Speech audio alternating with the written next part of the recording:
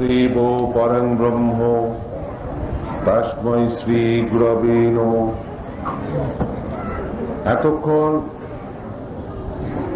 শ্রী শশাঙ্ক পাণিগ্রাহী এবং শ্রী সন্তোষ বর্মন মহাশয় কিছু ধর্মকথা আলোচনা করে গেলেন। খুব ভালো লেগেছে। ধর্মকথা যতই আলোচনা করা যায় তত মানুষের জ্ঞান বাড়ে এবং তারা যেগুলো বলেছেন খুব বেশ ভালো কথাই। যাই হোক,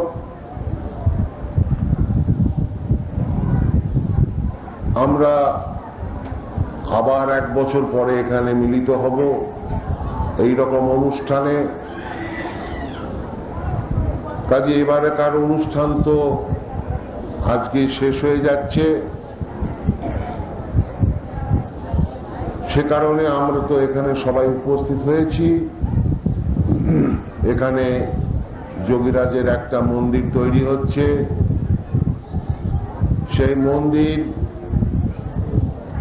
আমাদের সকলকে তৈরি করবার জন্য এগিয়ে আসতে হবে, যাতে করে সঠিকভাবে হয় তার চেষ্টাও করতে হবে। চেষ্টা ছাড়া কখনো কোনো বড় বা মহৎ কাজ করা যায় না।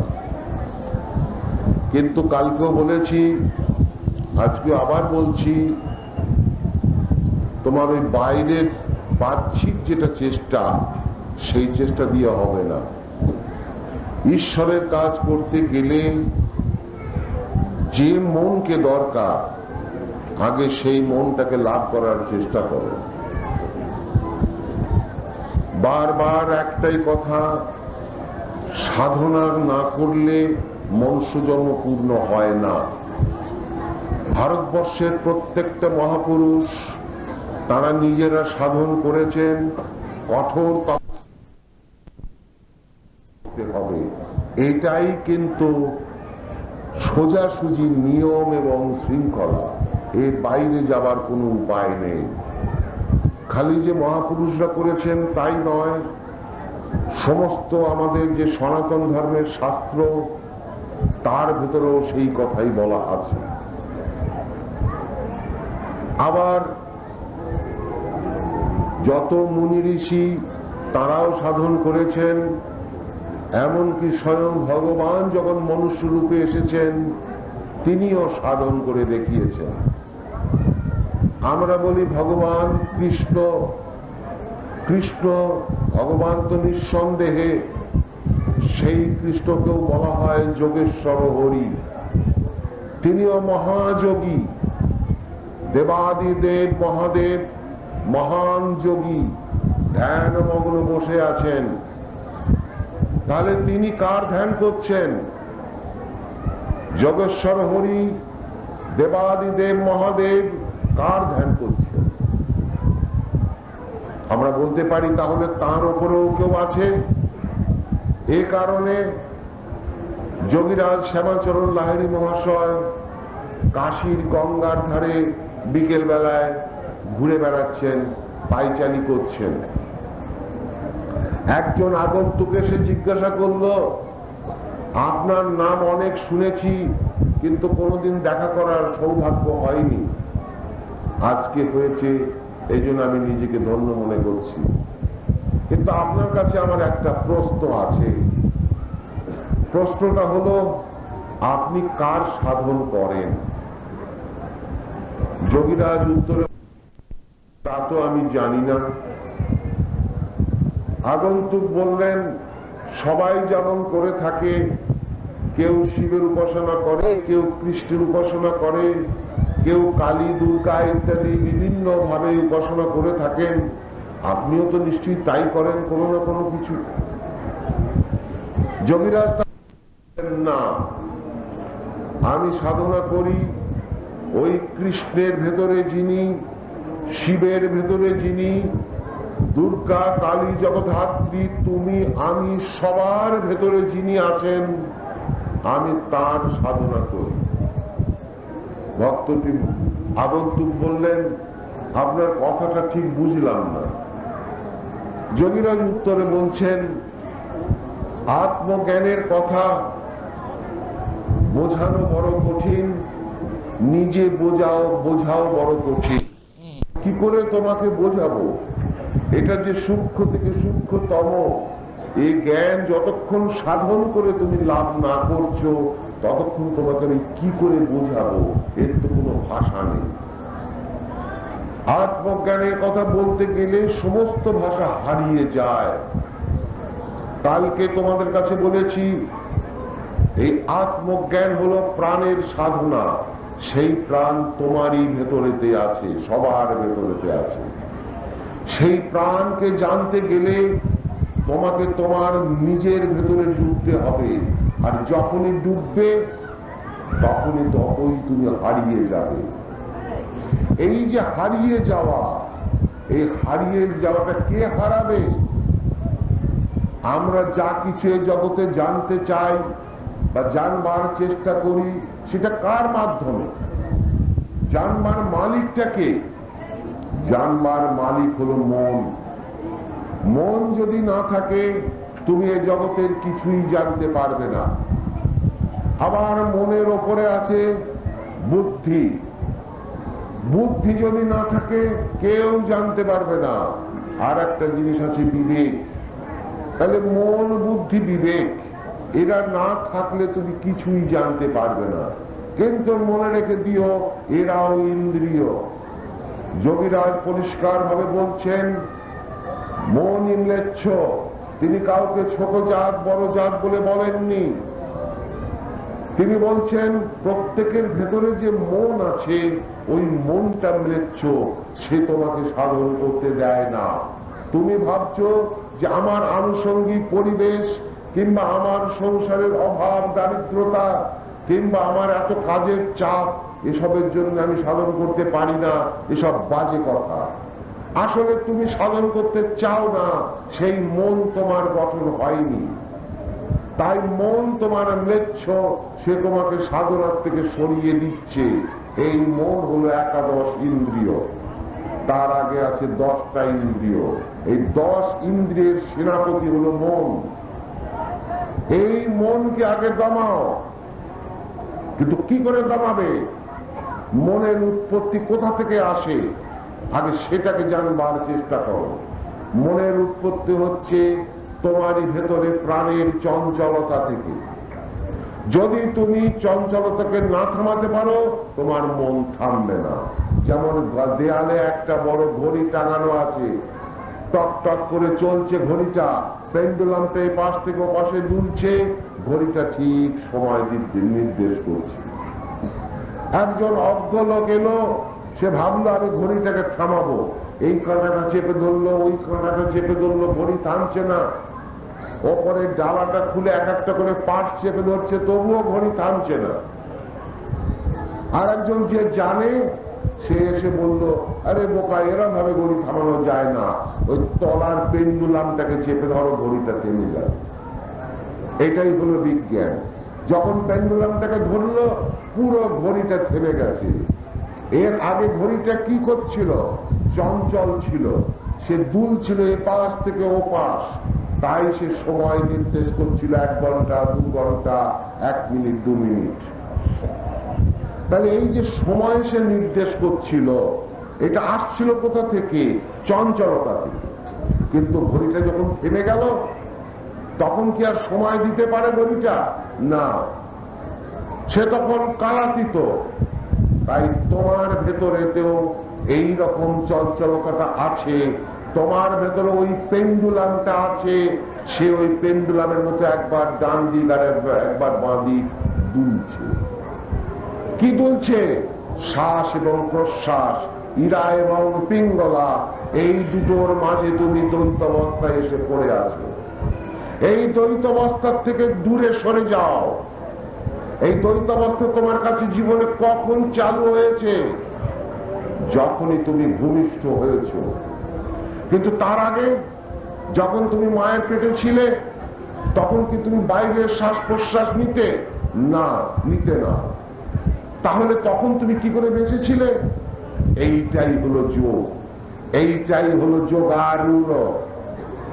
তাহলে একই মানুষ যখন মায়ের পেটে ছিল তখন বাইরের শ্বাস প্রশ্বাস না নিয়ে, অক্সিজেন না নিয়ে সে বেঁচে ছিল। তারপর সে যখন ভূমিষ্ঠ হলো, তার কতগুলো যৌগিক প্রক্রিয়ার পরিবর্তন হলো। পৃথিবীর আজ পর্যন্ত কোনো বড় বড় ডাক্তারও সে কথা বলতে পারেনি যে কি কি পরিবর্তন হয়েছে। একমাত্র পেরেছে যোগী। যোগীর চেয়ে বড় বৈজ্ঞানিক পৃথিবীতে আজ পর্যন্ত আবিষ্কার হয়নি। পৃথিবীর সব চিকিৎসা বিজ্ঞান তারাও প্রাণকে নিয়ে জানতে চায়, যোগীও প্রাণকে নিয়ে জানতে চায়, কিন্তু দুটো জানার মধ্যে আকাশ পাতাল তফাৎ। ডাক্তারবাবু কি করছেন? রুগীটা মরে যাবে, তাই তাকে নানান রকম ওষুধ দিচ্ছেন, ইঞ্জেকশন দিচ্ছেন, অক্সিজেন দিচ্ছেন। কি করছেন ডাক্তারবাবু? চেষ্টাটা কি না, তার শ্বাস প্রশ্বাস চালু থাক, তাহলেই তার শরীরে অক্সিজেন যাতায়াত করবে, রোগীটা আস্তে আস্তে বেঁচে যাবে, অন্তত বাঁচিয়ে রাখা যাবে। তাহলে ডাক্তারবাবুর কাজ কি? অক্সিজেন নিয়ে বাঁচিয়ে রাখা, প্রাণের চঞ্চল অবস্থাটাকে বজায় রাখা। আর যোগী কি চায়? যোগী চায় বিনা অক্সিজেনে বেঁচে থাকতে, প্রাণটার চঞ্চল অবস্থাটাকে থামিয়ে দিয়ে স্থির অবস্থায় বেঁচে থাকতে।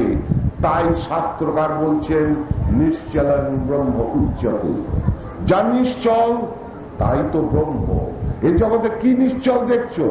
কিছু দেখছো না। এই জগতে নিশ্চল বলে কিছু নেই। এই জগতের সব কিছু চঞ্চল। এমনকি এই পৃথিবীতে থেকে শুরু করে আকাশ বাতাস গ্রহচন্দ্র নক্ষত্র সূর্য সব চঞ্চল। কারণ চঞ্চলতা থেকেই তো প্রকাশ। তাই তোমারও প্রাণ চঞ্চল হয়ে গেছে ঠিক ভূমিষ্ঠ হওয়ার সাথে সাথে, তাই তুমি প্রকাশবান। এ কারণে গীতা বলছেন অব্যক্তাদীনি ভূতানি ব্যক্ত মধ্যাহ্নি ভারত। তোমার আদি এবং অন্তে তুমি অব্যক্ত। মাঝখানে জন্মের পরবর্তীকাল অর্থাৎ যতদিন তুমি জীবিত আছো এইটা তোমার কাছে ব্যক্ত। ব্যক্ত মধ্যাহ্নি ভারত। তাহলে এই যে আমার বর্তমান শরীর ধারণ করে যে আমার অবস্থা, এইটা আমার কাছে ব্যক্ত অর্থাৎ প্রকাশমান। এইটা আসে প্রাণের চঞ্চল অবস্থা থেকে। তা না হলে একটা মানুষ একটু আগে বেঁচে ছিল, হঠাৎ মরে গেল, কিসের অভাব হলো? গোটা শরীরটা তো পড়ে রয়েছে। কিছু কি বেরিয়ে গেছে তার শরীর থেকে? না, বেরোয়নি তো।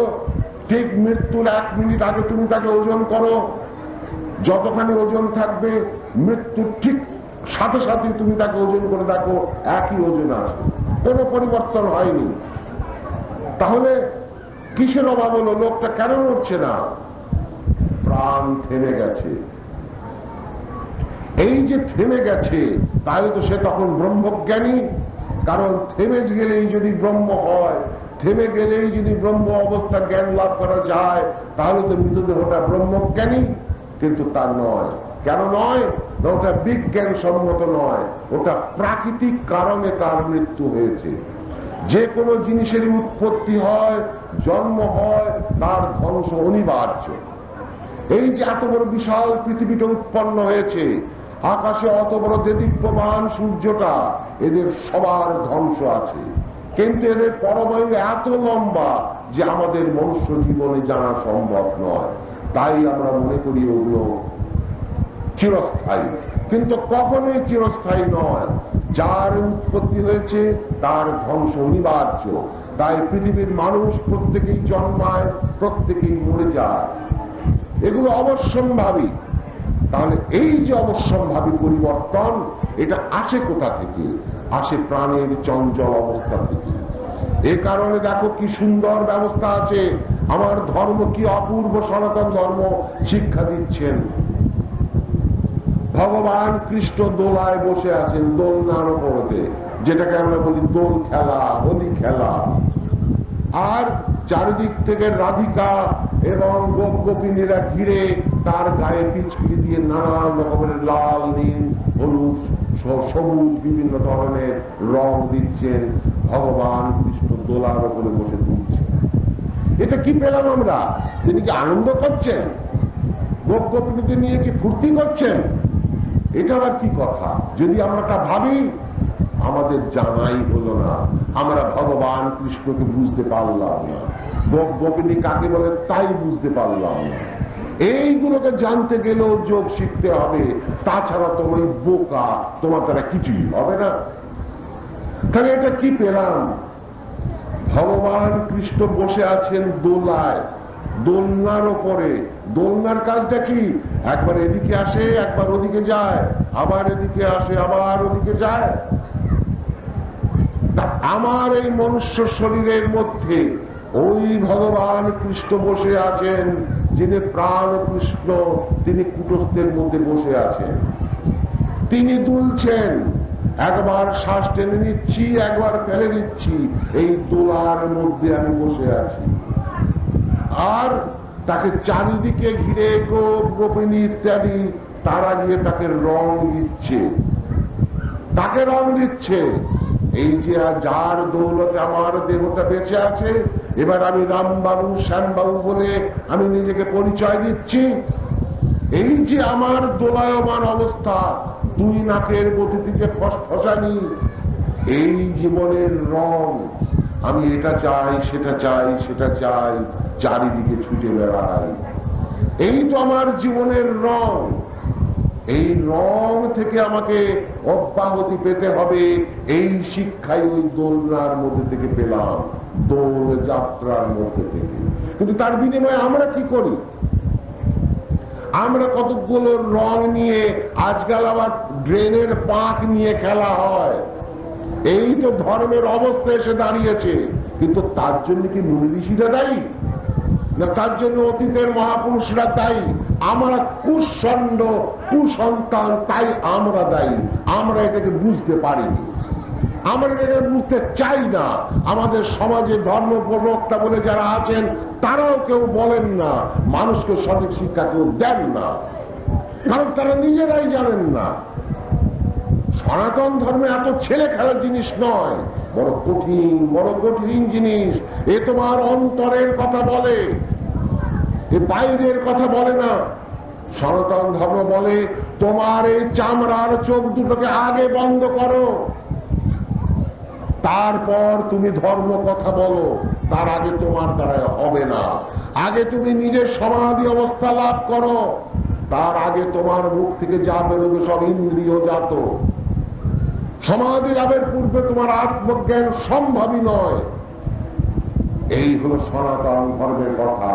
তাই ভগবান অর্জুনকে উপদেশ দিচ্ছেন, তুমি যোগী হও অর্জুন, তুমি যোগী হলে আমাকে সম্পূর্ণরূপে পাবে, এছাড়া তো উপায় নেই। তসমাৎ যোগী ভবার্জুন, যোগযুক্ত ভবার্জুন। এটারে কি বলতে চেয়েছেন তিনি?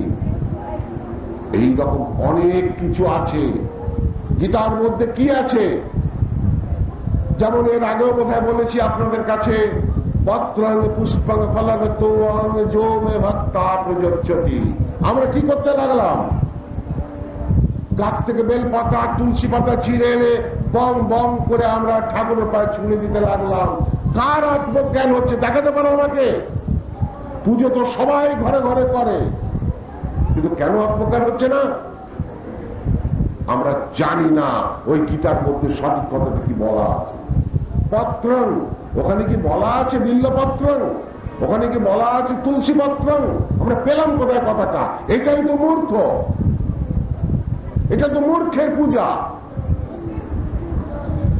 তবে এইটুকু বলবো, কিছু না করার চেয়ে কিছু করা ভালো। অলস হয়ে পড়ে না থেকে কিছু করো, অন্তত একটু বল বল করো। কিন্তু গীতা অত হালকা জিনিস নয়। ওখানে বিল্লপত্র বলা হয়নি, ওখানে তুলসী পত্র বলা হয়নি, ওখানে পুষ্পং, কালীর পায়ে জবা ফুল দিতে হবে কথা ওখানে বলা হয়নি। আবার শিবের পায়ে ধূত্র ফুল দিতে হবে, কলকে ফুল দিতে হবে, এ কথাও বলা হয়নি। এগুলো আমরা পেলাম কোথা থেকে? এগুলো তো মূর্খের কথা। তারপর ফলন, ওখানে কি বলা আছে আপেল কিনে দাও, আঙুর কিনে দাও? ভগবান এইগুলো ছাড়া খায় না? এগুলো মূর্খের কথা। তোয়াং, ওখানে কি বলা আছে গন্ধ তোয়াং? এবার যে দেশে গঙ্গা নেই তাহলে তারা কি করবে? গঙ্গা তো ভারতবর্ষের, তাও তো মাঝখান দিয়ে এসছে, ও ডান দিক বাঁ দিকে তো গঙ্গা নেই। তারা জীবনে ভারতবর্ষের মানুষ এগুলো গঙ্গা তারা দেখেনি। পশ্চিম ভারতে যাও তারা গঙ্গার কারণ দেখেনি। সবাই কি সব সারা ভারতবর্ষ ঘুরে বেড়াতে পারে? সম্ভব। কাজে কাজে ওখানে বলা আছে তোয়ান। তোয়ান মানে জল। আমি যদি পায়খানার জল তুলে এনে দিই, ভগবান কি নিষেধ করবে? কখনো করবে না, কারণ পায়খানার জলটার ভেতরে ভগবান আছেন। ভগবান কি খালি গঙ্গার জলটার মধ্যে আছেন? তা হতে পারে না। গঙ্গার গিয়ে যদি ডুব দেওয়া যায় তাহলে তুমি পবিত্র হবে, একথা কে বলেছে? কোথায় আছে? তা যদি পবিত্র হওয়া যায় তাহলে গঙ্গার মধ্যে যত মাছ আছে কিলবিল করে বেড়াচ্ছে, ওরা তোমার চেয়ে বেশি পবিত্র। এগুলো হচ্ছে ধর্মের সঠিক শিক্ষা। এগুলোকে অভ্যন্তর রহস্যটাকে বুঝতে হবে। কি বলতে চায় ধর্ম আমার কাছে? সনাতন ধর্ম বড় কঠিন, বারবার বলে যাচ্ছি। অতএব একটা যদি উপমাদি তোমরা বুঝতে পারতে, প্রথমেই আছে পত্রং। যেহেতু ওখানে কি পাতা তা তো বলা নেই, আমি তোমার কাছে একটা পাতা এনে দেখালাম, বলো তো এটা কি পাতা? তুমি বলে এটা আম পাতা কিংবা এটা জাম পাতা। পাতাটা দিয়ে ওই গাছটার পরিচয়। যে গাছে কোনো পাতা থাকে না, গাছটা নেড়া হয়ে গেছে, দূর থেকে দেখে বুঝতে পারবে না এটা কি গাছ। যদি পাতা থাকে অনেকখানি দূর থেকে তুমি বলবো ওটা আম গাছ কিংবা ওটা জাম গাছ। তাহলে পাতা হচ্ছে একটা গাছের পরিচয়। তাহলে ওই পত্রং দেয়া মানে একটা পুরো গাছকে ভগবানের পায়ে দিয়ে দিতে হবে। লাউ ঠেলা, তুমি অত বড় গাছটা দেবে কি করে ভগবানের পায়ে? উপরে এনে নিতে পারবে বিরাট গাছ? সম্ভব নয়। তাহলে কি করতে হবে? তাহলে সে গাছ কোনটা? আবার মজাটা ওই গীতার মধ্যে সেটা বলে দেওয়া আছে, সেটা কি গাছ? ঊর্ধ্বমূলং অধোশাখং অশ্বত্থ প্রাহুরব্বয়ম। গীতা অত ছোট জিনিস নয়। মানব জীবনের জন্ম থেকে মৃত্যু, এইভাবে অসংখ্য জন্ম এবং মৃত্যুর সঙ্গে জড়িত হয়ে আছে সনাতন ধর্মের গীতা। ওটা খালি আমার এই জন্মের নয়, অনন্ত জন্ম পার করে এসেছি, আরো অনন্ত জন্ম পার করতে হবে। এই সমস্ত জন্মের মধ্যে দিয়ে যে শিক্ষা গীতার মধ্যে দিয়ে, সেই শিক্ষার কথা বলা আছে, ওটা যোগী ছাড়া কেউ জানতেই পারে না। তাই তো আজ পর্যন্ত পৃথিবীতে গীতার ব্যাখ্যাই হয়নি। দেখো আমাকে একটা ব্যাখ্যা পৃথিবীতে দেখাও। ও তো ভারতের সম্পদ। কেন হয়নি? না গীতাকে কেউ বোঝেনি, বুঝবার যে যোগ্যতা হয়নি। তাই ওখানে ভগবান কৃষ্ণ গীতা বলে গিয়েছিলেন, আর ব্যাসদেব মানুষের কল্যাণের জন্য লিখে রেখে গেছেন। সেই ভগবান আবার কৃষ্ণ ভগবান শ্যামাচল রূপে এসে এই গীতার ব্যাখ্যা দিয়ে গেলেন। কাজে কাজে এই গীতাকে বলতে গেলে কে বলতে পারে? যার জিনিস তিনি বলতে পারেন। কাজে এই গীতার ব্যাখ্যা যদি জানতে হয় তাহলেও শ্যামাচরণের পায়ে লুটিয়ে পড়তে হবে, এছাড়া তোমার কোনো উপায় নাই। কেন? তিনি যে ভগবান। ওখানে ভগবান কৃষ্ণ তো মানুষ রূপে এসেছিলেন, এখানেও সেই ভগবানই আবার মানুষ রূপে এলেন, একই তো ভগবান।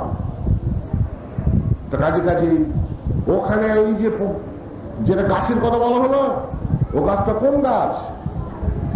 তাহলে এমন একটি গাছ গীতার মধ্যে বলা হলো যে গাছের শেকড় ওপরে, ডালপালা নিচে। দেখো তো কোনো গাছ আছে কিনা? নেই। সব গাছের শেকড় নিচে মাটির মধ্যে, আর ডালপালা সব ওপরে। তাহলে কি ভগবান ভুল বলেছেন গীতার মধ্যে? তা হয় না। তুমি যত চালাক আর ভগবান বোকা, তা হয় না। তো কাজে এই গাছটা হলো এই শরীর। ইদং শরীরং কৌন্ত্য ক্ষেত্রমিত্য নিধীয়তে। এই যে ক্ষেত্ররূপী যে শরীর, এইটাই হলো সেই গাছ। এই শরীর রূপী যে বৃক্ষ, তার মূল ওপর দিকে আর ডালপালা শাখা প্রশাখা নিচের দিকে। সে মূলটা কি? তোমার মাথার উপরে, মাথার ভেতরে আছে স্থির ব্রহ্ম। সেই স্থির ব্রহ্ম থেকে আস্তে আস্তে তুমি চঞ্চলতা প্রাপ্ত হতে হতে নিচের দিকে নেমে গেছো। আর যতই নিচের দিকে নেমে গেছো, তোমার ভেতরে কামনা, বাসনা, লোভ, হিংসা, আমি বেঁচে আছি, আমি মরে যাব, আমি আমি আমি তোমার কত না ক্ষতি করতে পারি, আমি তোমার কত উপকার করতে পারি, আমার কত ক্ষমতা, মানে নানান কিছু তোমার ভেতরে উৎপন্ন হয়েছে। এগুলো হলো তোমার শাখা পোশাখা, ডালপালা, অধৌ শাখ। এবার মজা হলো, তাহলে ওই গাছটাকে যদি দিতে হয়, তাহলে শরীরটাকে দিয়ে দিতে হবে। এও আর এক মহা মুশকিল। এত বড় রক্ত মাংসের গঠিত একটা 3.5 হাত শরীর তুমি দেবে কি করে ভগবানের পায়ে? হয় না। তাহলে তোমাকে কি দিতে হবে? তাহলে তোমাকে দিতে হবে সাধনা করে তোমার দেহবোধের অতীতে চলে যাও। যখন দেহবোধ থাকে না, সেটাই হলো শরীরকে দাও। তাই যোগীরাজ বলছেন, তোমার সাধন করতে করতে দেহাতীত অবস্থায় যখন তুমি পৌঁছে গেছো, তখন তোমার এই শরীর আমার কাছে দান করে দিয়েছো। এবার এই তোমার শরীরটাকেই দেখলে পরে আমার সব শরীরকেই দেখা হয়। এইভাবে সবার ভেতরে আমি আছি। কি অদ্ভুত কথা তার, কি অদ্ভুত! তিনি বলছেন, তোমাদের কুটস্থের মধ্যেই আমি আছি। প্রত্যেকের ভেতরে তো সেই কুটস্থ।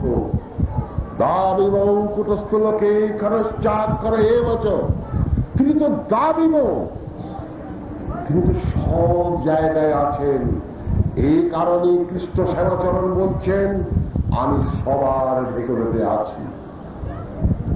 ওখানেও ভগবান কৃষ্ণ বলছেন, তুমি যেভাবেই সাধন করো না কেন, সবার ভেতরে যেহেতু আমি আছি, তাই ঘুরে ফিরে আমাকেই করা হয়। কেন? তিনি যে প্রাণ কৃষ্ণ, এখানেও যে প্রাণ শ্যামাচরণ, একই তো কথা। ওখানে ভগবান কৃষ্ণ বলছেন হৃদ্দেশ অর্জুন তিষ্ঠতি, এখানে শ্যামাচরণ বলছেন কুটস্থ অক্ষরেণ তিষ্ঠতি। একই তো কথা। সাধারণ মানুষ, পণ্ডিতরা বলে হৃদ্দেশ বলতে বুক, এইখানে হৃদয় আছে, তাই এইটা হৃদ্দেশ। যোগী বলে তুমি ছেলে মানুষ, ওই হৃদ্দেশ দিয়ে কিছু হবে না। তাই শিল্পীরা বিরাট একটা হনুমানের, বীর হনুমানের ছবি আঁকে আর বুকটাকে ফাঁক করে দেখায় রাম সীতা এখানে বসে আছে। এগুলো ধর্মের অপভ্রংশ। এ ধর্ম দিয়ে কিছু হবে না, ফেলে দাও। কেন না? হৃদ্দেশকে তুমি চিনতে পারোনি। শিল্পী এসে বলে দেবে আমার কাছে হৃদ্দেশ কোনটা, তবে আমাকে সাধন শিখতে হবে। ওটা বলবে যোগী, ওটা যোগীর কাজ। আজ হৃদ্দেশ হচ্ছে তোমার কুটস্থ। এই কুটস্থ যে ত্রিনয়ন, তাই সব দেবদেবীর মাথায় একটা করে নয়ন দেওয়া আছে। ওই ত্রিনয়নকে খুলে দেন গুরু। যিনি দিতে পারেন তিনি গুরু, বাকি সব গরু। এত তেজি কথা আছে ক্রিয়া জগতের মধ্যে। আজ এত সস্তা নয় সনাতন ধর্মটা। আজ বারবার বলছি, সনাতন ধর্মের এই যে ক্রিয়াযোগ, এ মনে রেখেও এটা বড় দাপটের জিনিস। এটা কাঙালের জিনিস নয়, এটা বীর পুরুষের জিনিস। এটাকে যিনি সাধন করবেন, তাকে প্রথমেই হতে হবে অর্জুনের মতো তেজি, বীর। সে হারে না।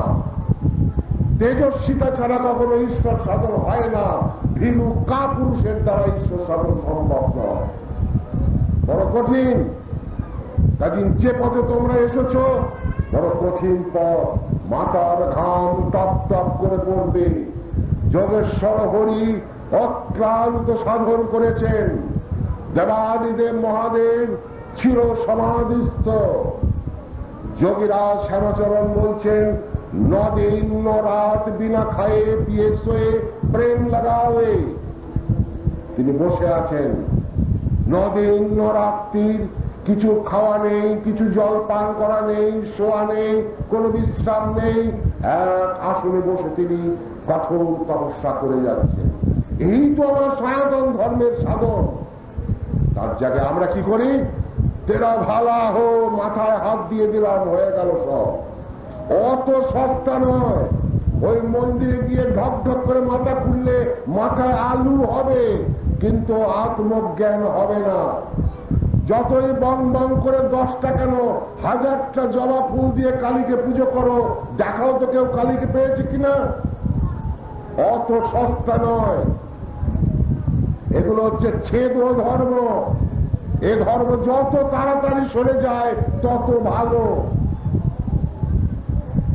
আত্মধর্ম শিক্ষা দেয়, সনাতন ধর্ম শিক্ষা দেয় তোমার ভেতরে তুমি সমাহিত হও, তুমি স্থির হও, নিশ্চিন্ত যোগ উচ্চতে, তুমি চিন্তা শূন্য হয়ে যাও। চিন্তা শূন্য না হলে তোমার কিছুই হবে না। চিন্তা হচ্ছে ম্লেচ্ছ, মন হচ্ছে ম্লেচ্ছ। কাজে ক্রিয়াবানের কথা বড় তেজি কথা, অনেক মানুষের ভালো লাগে না, কিন্তু তার এ জন্মে ভালো না লাগুক, আগামী জন্মে ভালো লাগবে।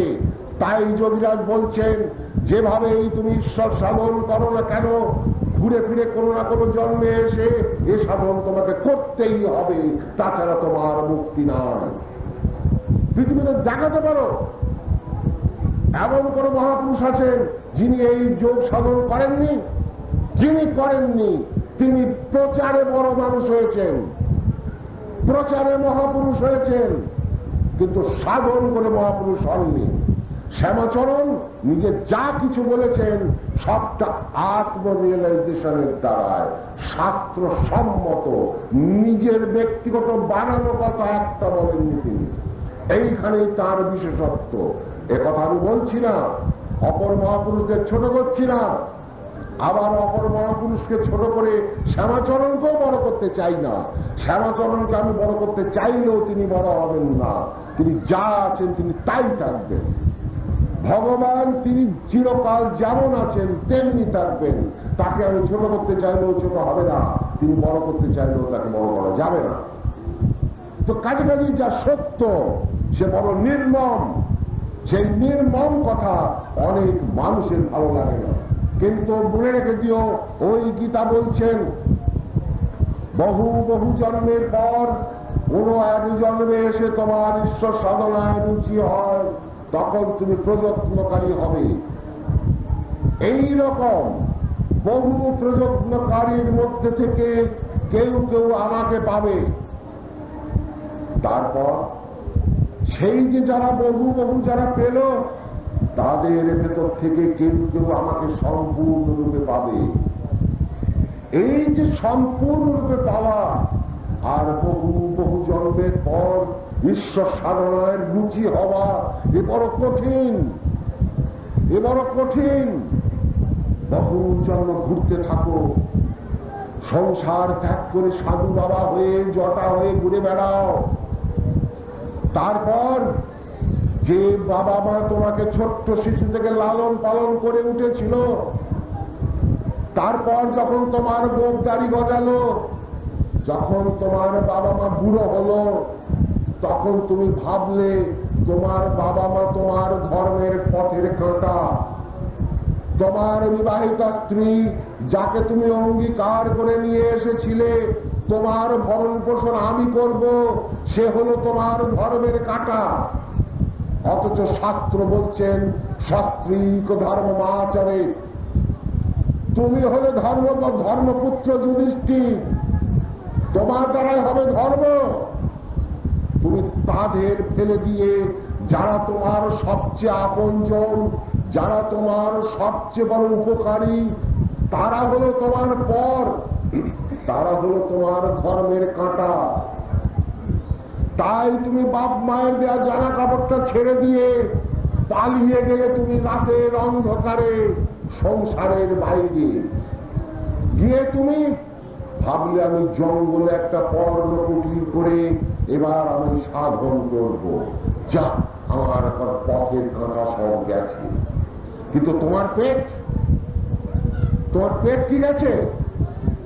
2 ঘন্টা সাধন করার পর যখন পেটে আগুন জ্বলল, তখন তুমি কোথায় যাবে?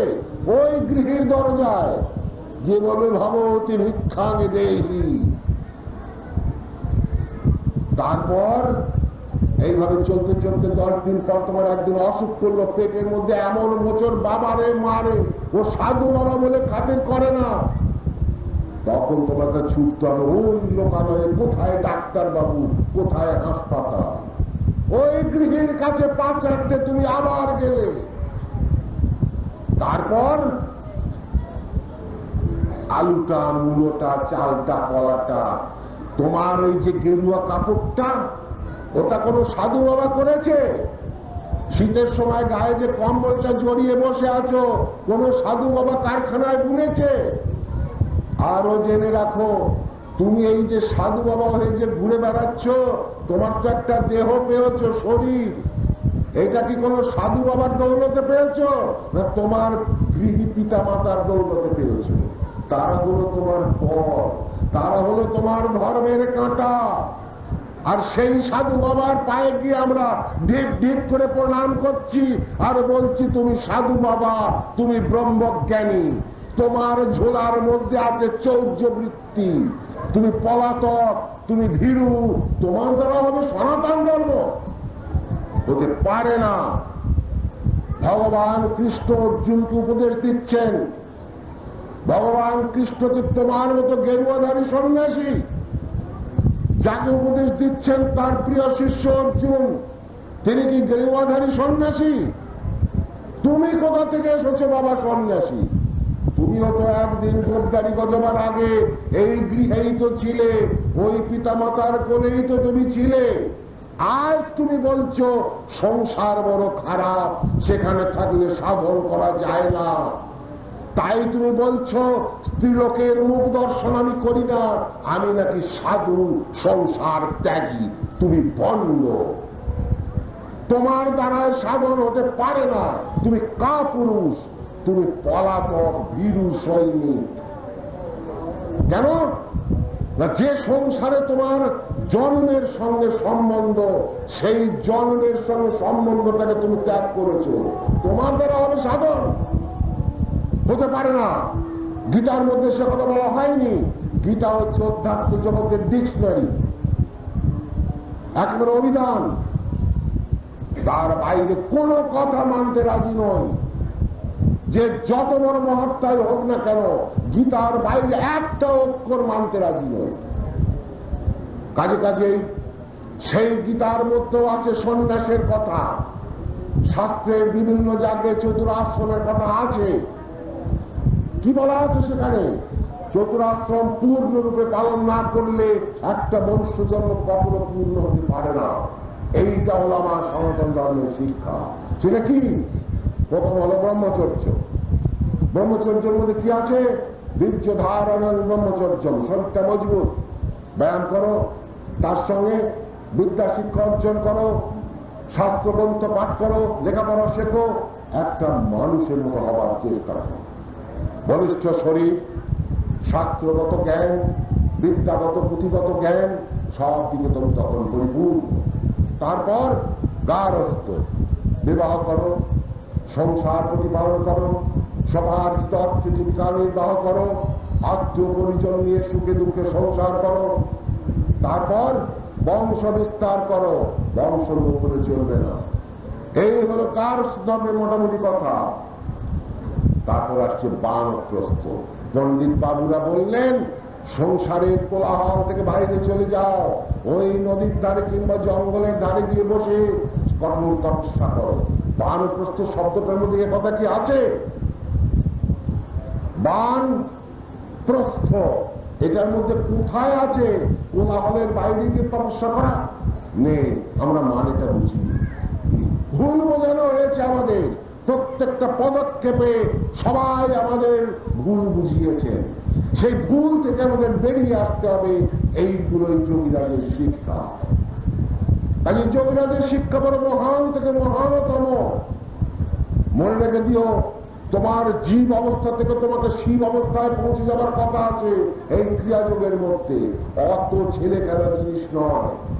কাজে বানপ্রস্থ হল, বান মানে তীর, আর একটা বান মানে আছে শ্বাস। অভিধান খুলে দেখো।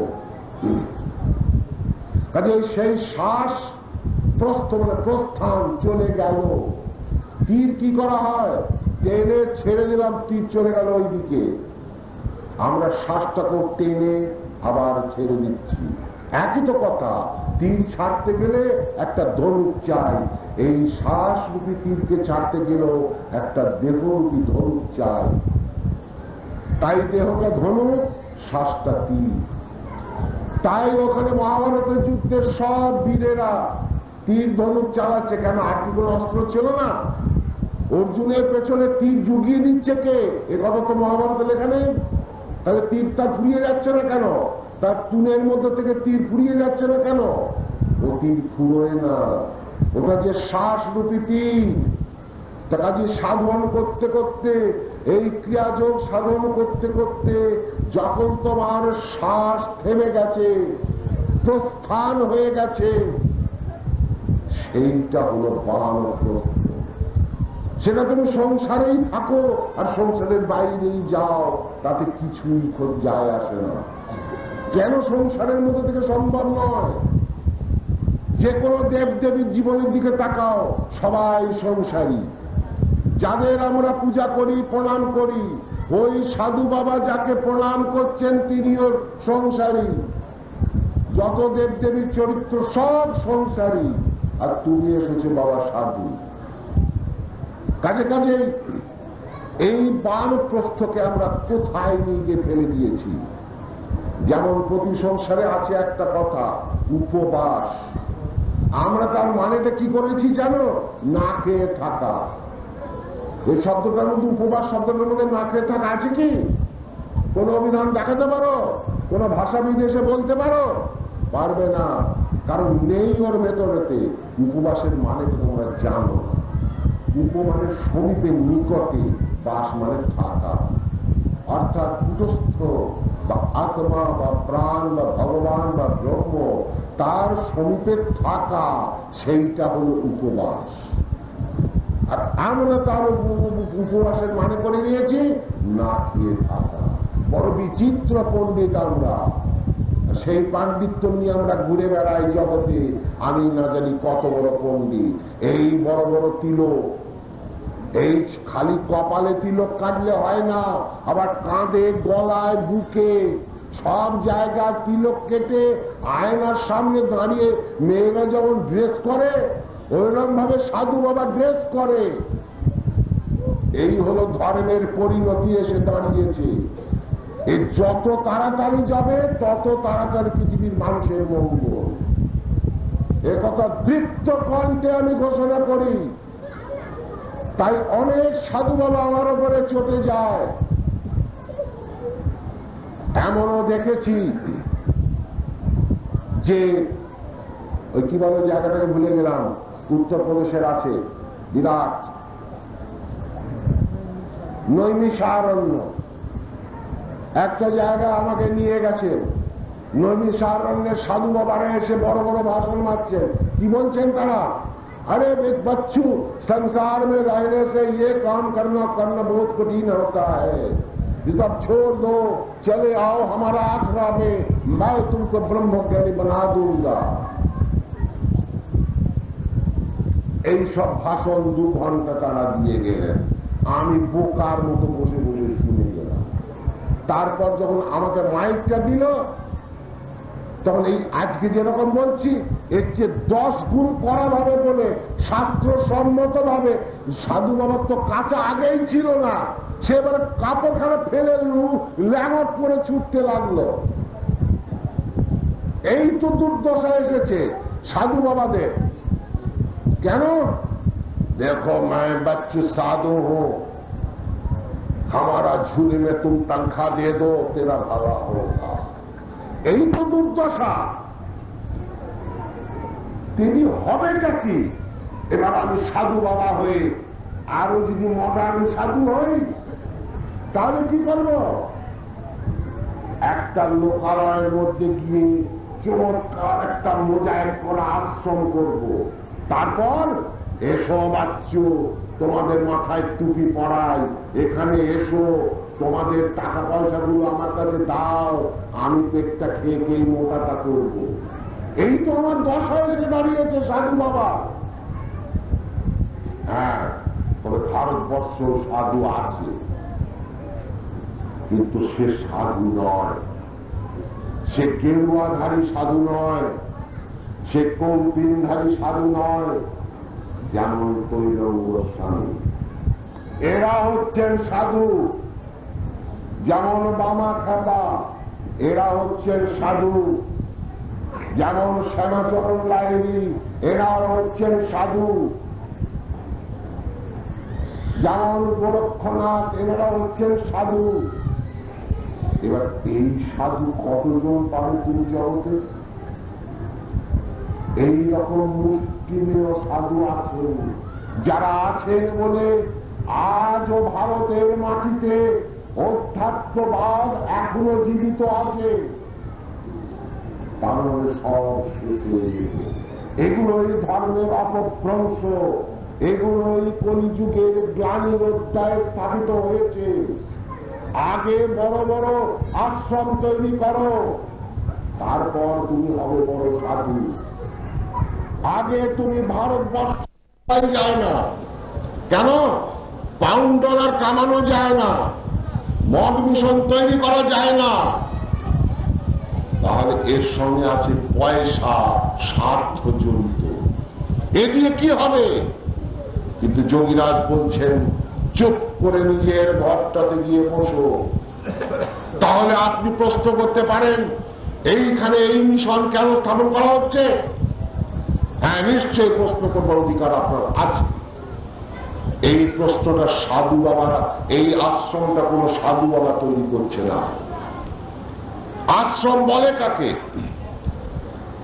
আশ্রম তাকেই বলে যেখানে হারমিটেজ লিভিং, তার মানে যেখানে সংসার ত্যাগী সন্ন্যাসী মানুষেরা যেখানে বসবাস করে।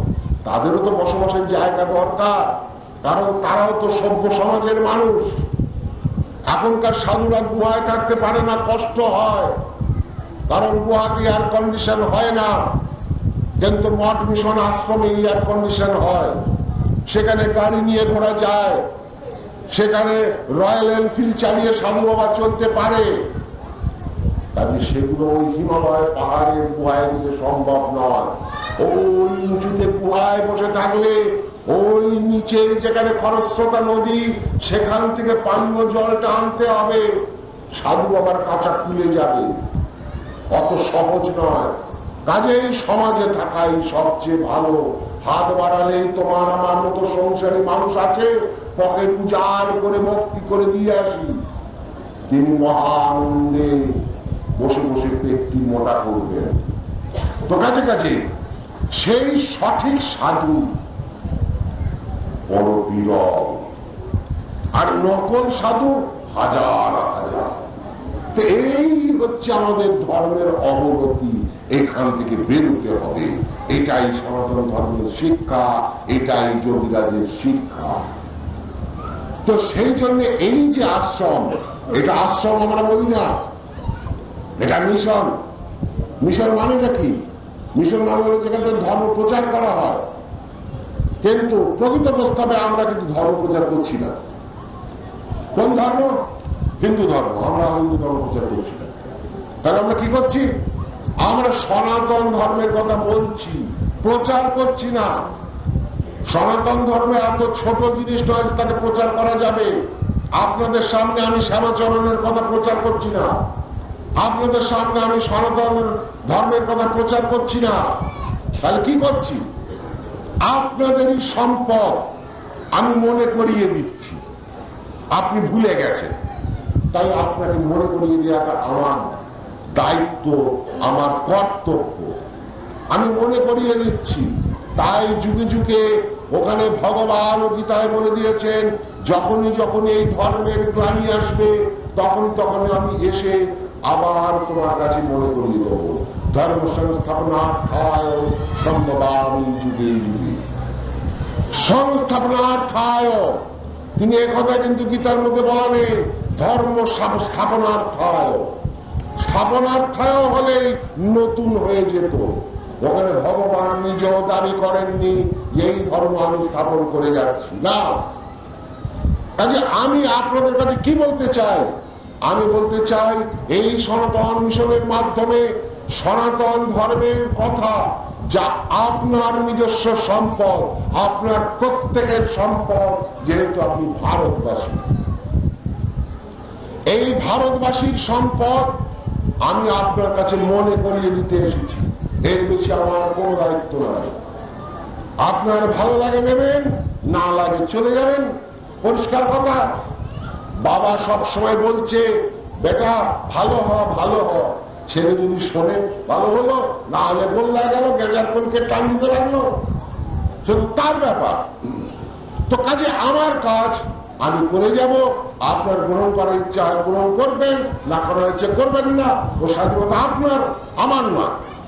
ভগবান আপনাকে স্বাধীনতা দিয়ে পাঠিয়ে দিয়েছে, পরিষ্কার কথা। কাজে কাজেই আপনার জিনিস আপনার কাছ থেকে হারিয়ে গিয়েছিল, আপনি ভুলে গিয়েছিলেন, আমি সেইটা আপনার কাছে মনে করিয়ে দিতে এসেছি। কেন? যোগীরাজ বলেছেন, আমিও তোমার কাছে মনে করে দিতে এসেছি। গুরু পরম্পরায় আমিও আপনাদের কাছে মনে করে দিতে এসেছি। এর বেশি আমার কোনো দায়িত্ব নেই। কাজে কাজে এই সনাতন ধর্ম, এই যে সনাতন মিশন, এর কাজ হবে এই মানুষের কাছে মনে করিয়ে দেওয়া, দেখো এটা তোমার জিনিস, তুমি এটাকে ভুলে গিয়েছি, রাস্তায় তোমার কাছে হারিয়ে গিয়েছিল। অনন্ত চলার পথ, জন্ম জন্ম ধরে চলতে চলতে বিরাট লম্বা পথ, এই পথ চলতে চলতে তুমি ভুলে গিয়েছিলে। কখন তোমার ফুটো পকেট থেকে পড়ে গিয়েছিল তোমার ধন। তাই সনাতন মিশন পৃথিবীর মানুষের কাছে ওইটা বলবে যে দেখো এটা তোমারই সম্পদ, আমি তোমাকে একটু মনে করিয়ে দিতে গেলাম। এইটা হবে সনাতন মিশনের একমাত্র কাজ, আর কোন কাজ নাই সনাতন মিশনের।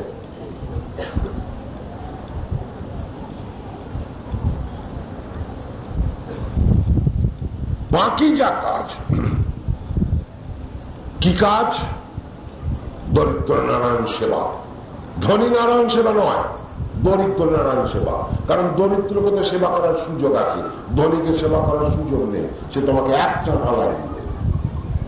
কাজে খুব করে দরিদ্র নারায়ণ সেবা করো, খুব করে খিচুড়ি খাওয়াও। এসব অন্য জায়গায় যা হচ্ছে হচ্ছে, সনাতন মিশনের দরকার নেই। সনাতন মিশন একটাই কাজ করবে, সেটা হলো পৃথিবীর মানুষের কাছে তার হারা নিধিকে সে আবার পাইয়ে দেবে। বিল্বমঙ্গলের চরিত্রটা পড়েছেন তো অনেকেই, কি শিখেছেন তাতে?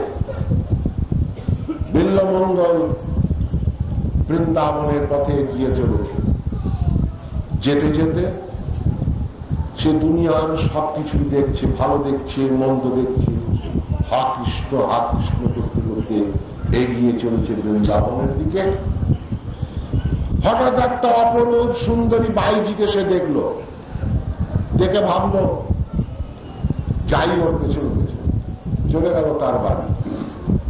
যখন ঘরে গিয়ে ঢুকলো, সাথে সাথে ওর বিবেক করলো, বিল্বমঙ্গল এ তুমি কি করছো?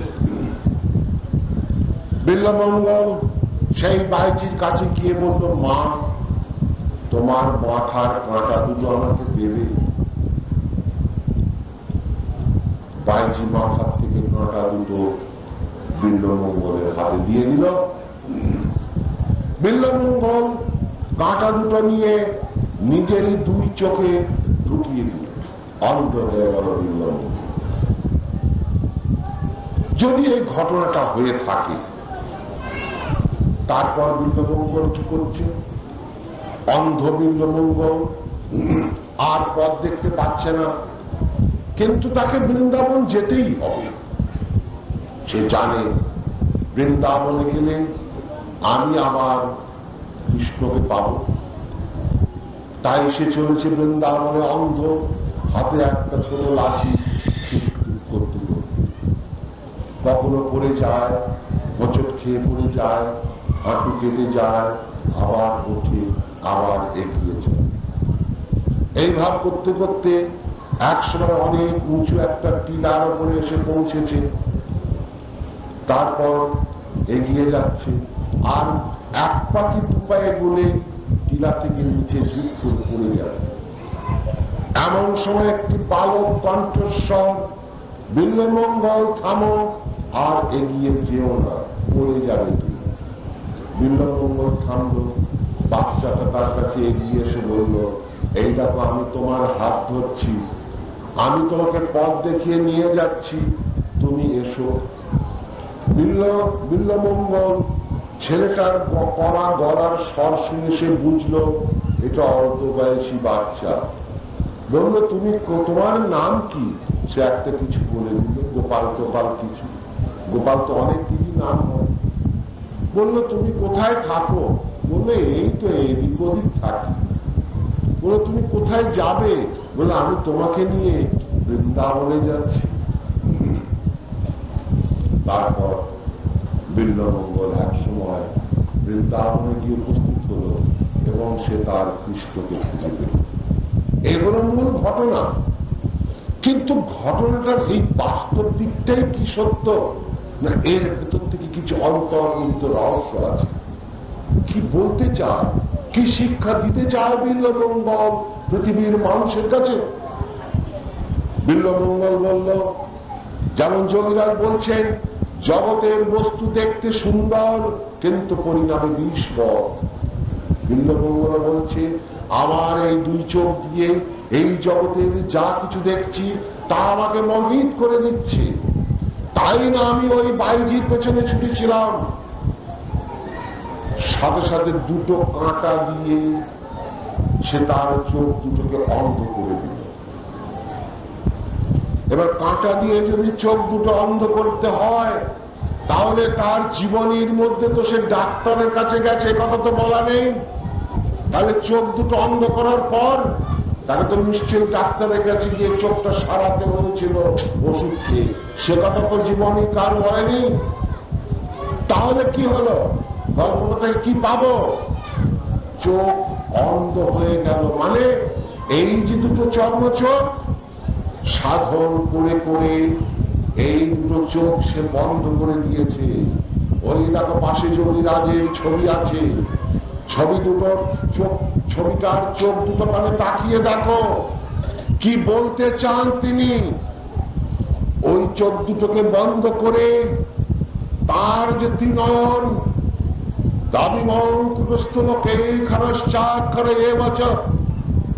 সেই কুটস্থের মধ্যে দিয়ে তিনি জগৎ সংসারটাকে দেখছেন। তুমিও পারো, তোমার ভেতরেও সেই কুটস্থ আছে, বিল্বমঙ্গলের ভেতরেও সেই কুটস্থ আছে। তাই বিল্বমঙ্গল কাঁটা দিয়ে খুঁচিয়ে চোখ দুটোকে নষ্ট করেনি, সে এই চোখ দুটোকে বন্ধ করে সমাধিস্থ হয়েছে। এই সমাধির দিকে এগিয়ে যাচ্ছে বিল্বমঙ্গল। কিন্তু সমাধির দিকে এগিয়ে যেতে গেলে অনেক উত্থান পতন আছে। সেইটাই রূপক ছলে দেখানো হচ্ছে। বিল্বমঙ্গল যেতে যেতে কখনো হুমড়ি খেয়ে পড়ে যাচ্ছে, হাঁটু কেটে যাচ্ছে, কখনো পাহাড় থেকে পূর্ব অবস্থার মুখোমুখি।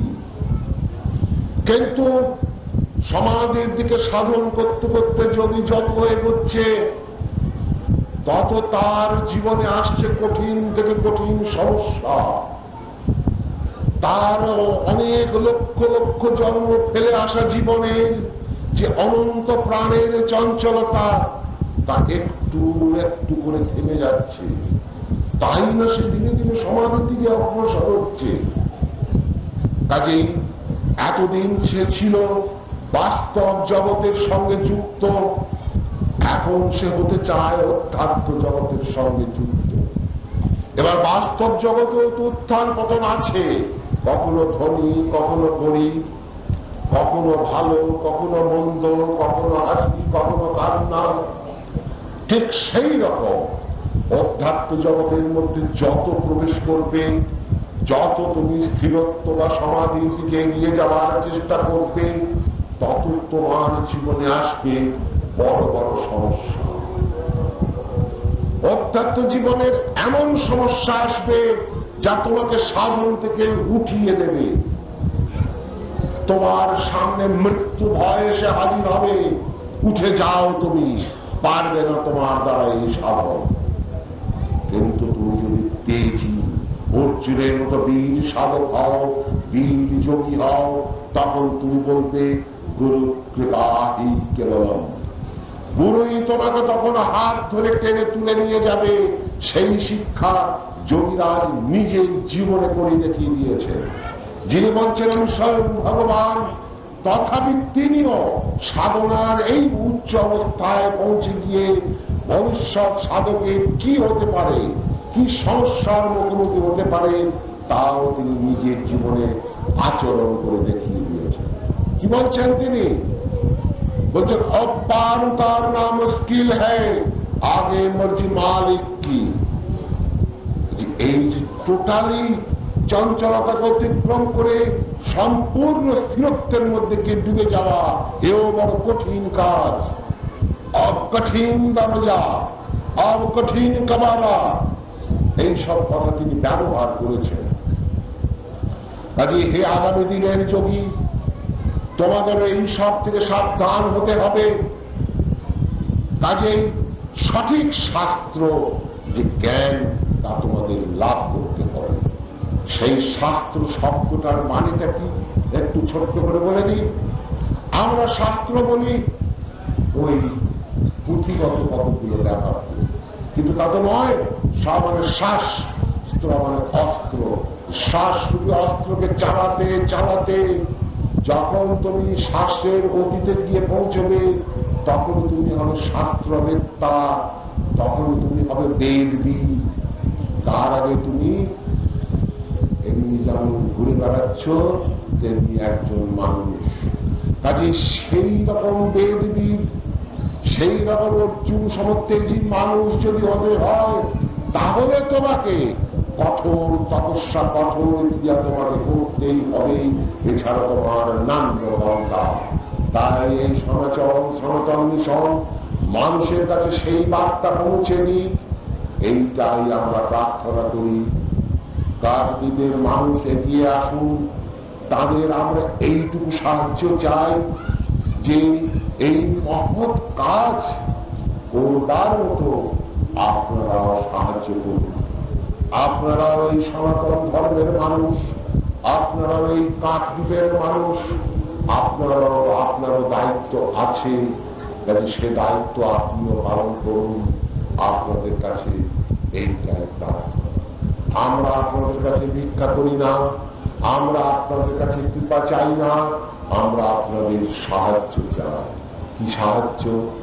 আমি পৃথিবীর মানুষ, আপনারাও পৃথিবীর মানুষ। সে ক্রিয়াবান হোক, ক্রিয়াবান না হোক, যেই হোক না, মহৎ কাজে সবার সাহায্য করবার অধিকার আছে। তাই আপনার সেই নিজের অধিকার নিয়ে আপনি এগিয়ে আসুন। আমরা আপনার কাছে ভিক্ষা চাইব না, কারণ আমরা ভিখারি নই। আমরা রাজপুত্র, আমরা যোগীরাজের পুত্র, আমরা ভিক্ষা চাই না। আমরা আপনার কাছে মনে করিয়ে দিতে চাই, আপনার যদি 4 আনা পয়সা থাকে আপনি দিন, আমরা এই মহৎ কাজ করে তুলব। এইটুকু প্রতিশ্রুতি আপনাদের কাছে আমরা দিতে পারি। তাই কাকদ্বীপের মানুষ তথা সারা পশ্চিমবঙ্গের মানুষ, আপনারা দুহাত তুলে এই সনাতন মিশনকে সাহায্য করুন। আপনাদের যার যা সামর্থ্য, এই কথাই আপনাদের কাছে আমার শেষ অভিযোগ। কাজে সনাতন মিশন হোক, যার কাজ তিনি করিয়ে নেন, তিনি হচ্ছেন দয়াল যোগীলাল শ্যামাচরণ লাহিড়ী। তার চরণে আমাদের একটাই প্রার্থনা, হে মহান, আমরা করবো এ কথা ভুলে যাই, তোমার কাজ তুমি করিয়ে নাও, জগতের মঙ্গল তুমি করো। সব মানুষের কল্যাণ করো, ক্রিয়ামানের কল্যাণ করো, সবার কল্যাণ করো, সব প্রাণীর কল্যাণ করো, যেহেতু ভগবান তোমার চরণে আমাদের কোটি কোটি প্রণাম।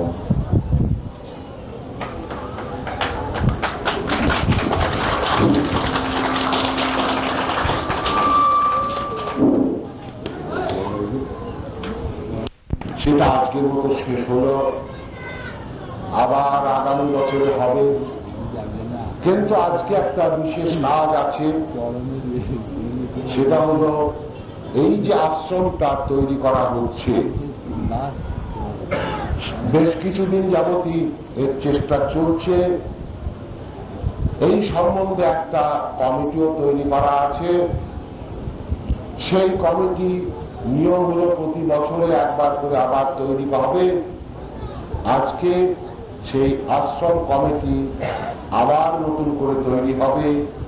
যা কিছু হিসাব নিকাশ আজকে এ পর্যন্ত যা কিছু হয়েছে তা আবার এখানে রাখা হবে। কাজেই যারা যারা এই আশ্রমের সভ্য, আশ্রমকে যারা ভালোবাসেন তারা উপস্থিত থাকুন।